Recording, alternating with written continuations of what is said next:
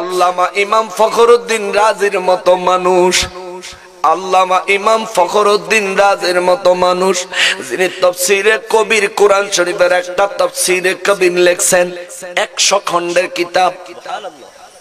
কোরআন শরীফটা কত মোটা, এর থেকেও বেশি মোটা মোটা 100 খণ্ডের কিতাব।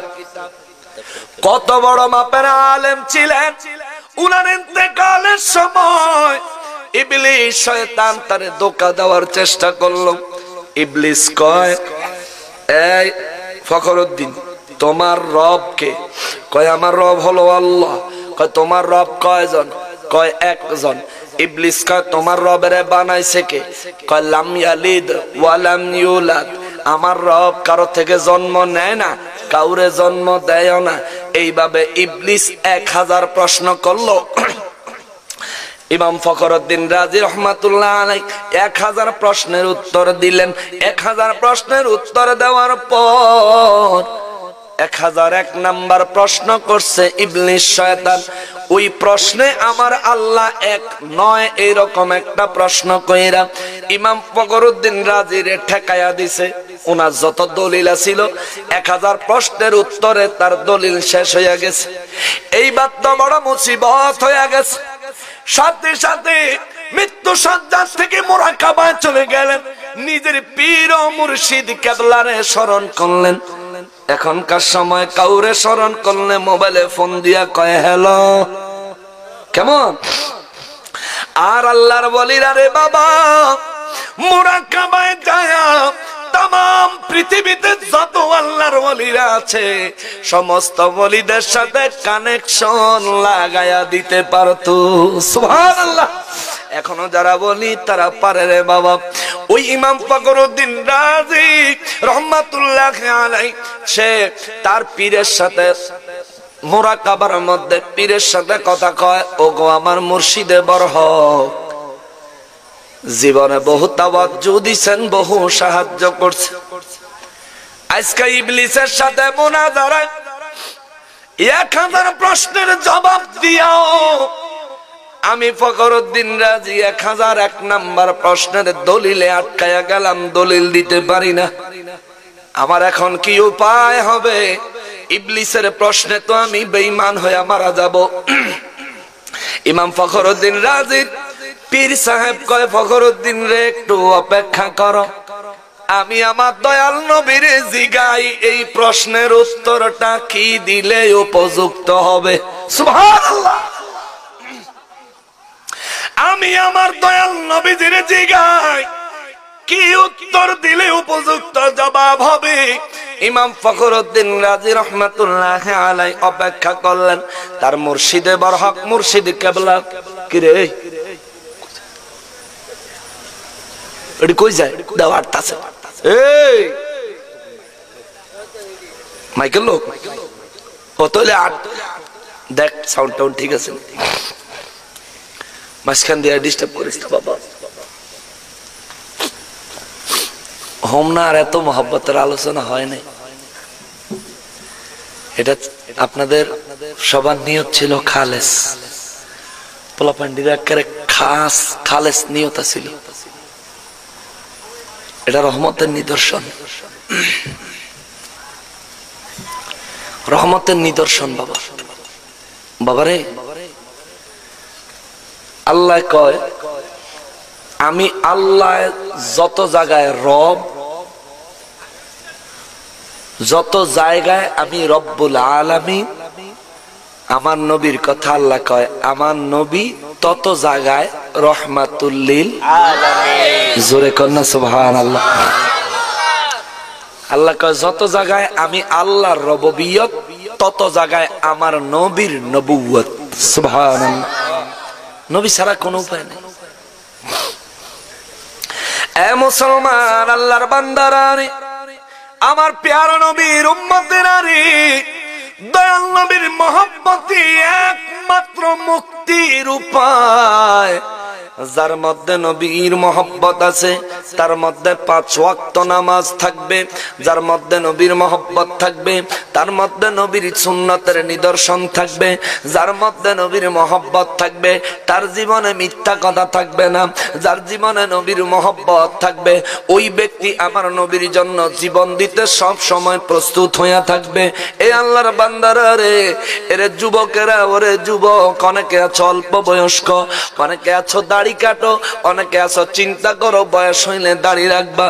এরে যুবক, কিছুদিন আগে খবর পাইলাম কুমিল্লার 2 ভাই একসাথে মায়ের কাছ থেকে টাকা লইয়া ঢাকা গেছে মোটরসাইকেল কিনতো। ঢাকার তেনে মোটরসাইকেল কিনা বাড়ি তো যাইতে পারে নাই, ক্যান্টনমেন্ট অ্যাক্সিডেন্ট হইয়া 2 ভাই জায়গায় মারা গেছে।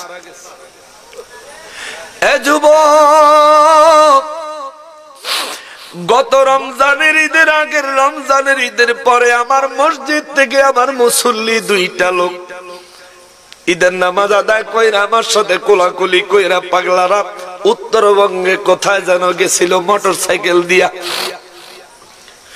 একেবারে তাগড়াই যুবক, আসার সময় রাস্তায় 2 জনে অ্যাক্সিডেন্ট হইল, ট্রাকে বাড়ি দিল।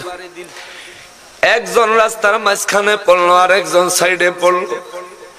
যে যুবকটা সাইডে পড়ছে দৌড়াইয়া গেছে মাঝখান থেকে তারে টাইনা আনতে, দুজন জায়গায় শেষ। ইন্না লিল্লাহি ওয়া ইন্না ইলাইহি রাজিউন। আমার যুবক ভাইয়েরা রে, ও আমার যুবক ভাই, আশেপাশে কবরস্থান থাকলে গভীর রাতে যায় একটু দাঁড়ায় যাইস, গভীর রাত্রে যায় কবরের কাছে একটু দাঁড়ায় চিন্তা কইরা দেখিস তুইও একদিন এই কবরের বাসিন্দা হয়ে যাবি। তুই যখন দুনিয়ায় আইছো তোর মারে আলট্রাসোনোগ্রাম কইরা ডাক্তার একটা আনুমানিক তারিখ দিছে, অমুক তারিখ আপনার সন্তান প্রসব হইতে পারে।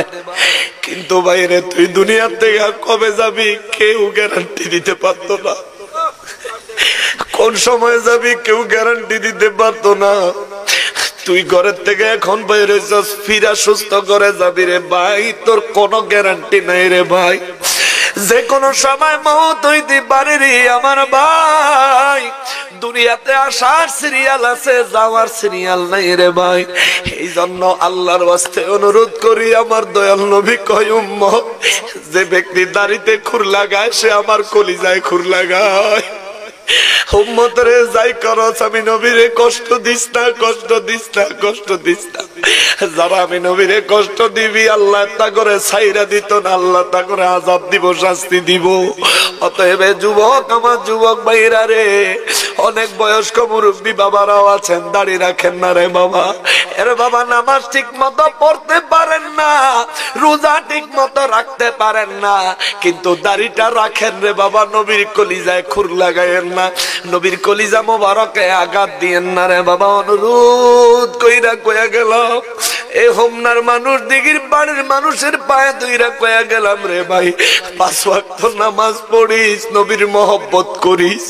নবীর বিরুদ্ধে যারা কথা বলবে, নবী বিদ্বেষী কথা যারা বলবে, খবরদার তাদের সাথে কোনো সম্পর্ক রাখবি না, তাদের সাথে হাঁটবি না, তাদের সাথে চলবি না, তাদের দেওয়া কোনো কিছু খাবি না। তাদেরকে দেখলে শুধু সালাম দিবি, আর তারা সালাম দিলে জবাব দিবি, কিন্তু খবরদার তাদের সাথে চলাফেরা, কথা বলা সবকিছু বন্ধ কইরা দিবি।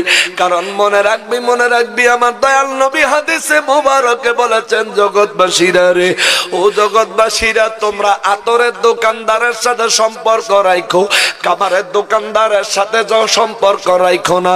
ইয়া রাসূলুল্লাহ, কেন গো? নবী কয়, আমি বাস্তবে আতরের দোকানদার, কামারের দোকানদার বোঝানোর জন্য বলি নাই, ঈমানের মর্যাদা বোঝানোর জন্য বললাম।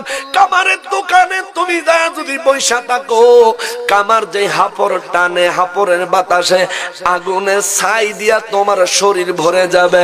আর যদি আতরের দোকানদারের কাছে যাইয়া বৈশা থাকো, আতর তোরে না দিলেও ঘ্রাণ পাইবি ফিরি। সুবহানাল্লাহ। আতরের দোকানে যায় বৈশা থাকলে গ্রান পাইবি ফিরি।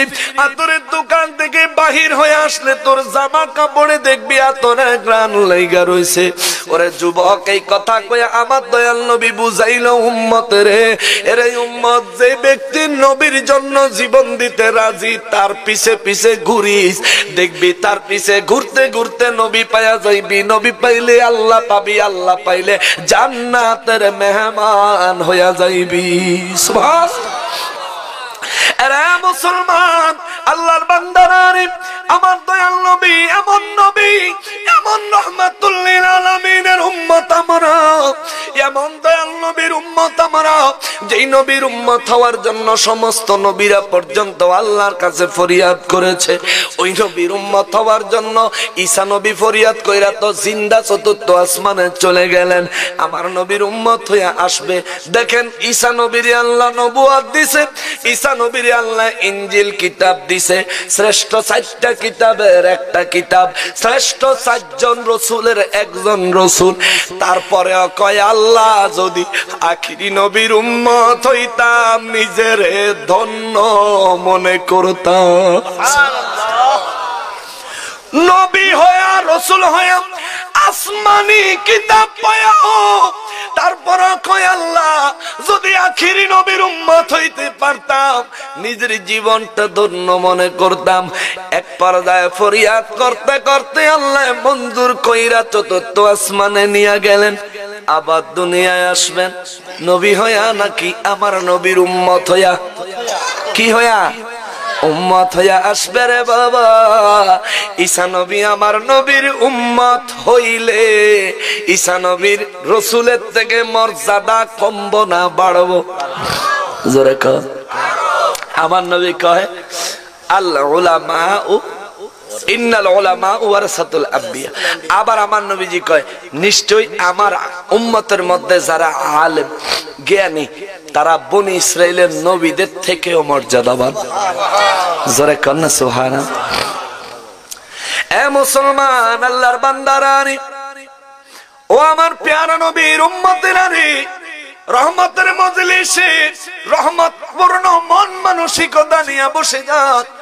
একটু মায়ার নজর, মায়ার চিন্তা করেন। ও মুসলমান, দুনিয়াতে আসছেন, বাড়ি গাড়ি করছেন, জমিদারি করছেন, ভালো কথা, কিন্তু বাবা নবীরে বাদ দিয়েন না, নবীরে বাদ দিয়েন না। যারা মিলাদুন নবীর বিরুদ্ধে কথা কয় তাদের পক্ষে যায়েন না, কারণ মিলাদুন নবীর বিরুদ্ধে যারা কথা কয় আমার আল্লাহও তাদের বিরুদ্ধে কথা কয়। ঠিক কিনা বলেন? আমার নবীর মিলাদ হয়েছে কি হয় নাই? আমার নবী দুনিয়াতে আগমন করে নাই। এমন এক নবীর মিলাদুন নবীর মাহফিল আজকে রে বাবা। এ মুসলমান, আমার ওই নবীর ব্যাপারে শোনেন। ইমাম ফখরুদ্দিন রাজি রাহমাতুল্লাহি আলাইহি কয়, আমি যখন মুরাকাবায় গেলাম আমার মুর্শিদ কেবলা কয়, রাসূলের জিজ্ঞেস করে কোন জবাব দিলে উপযুক্ত জবাব হবে।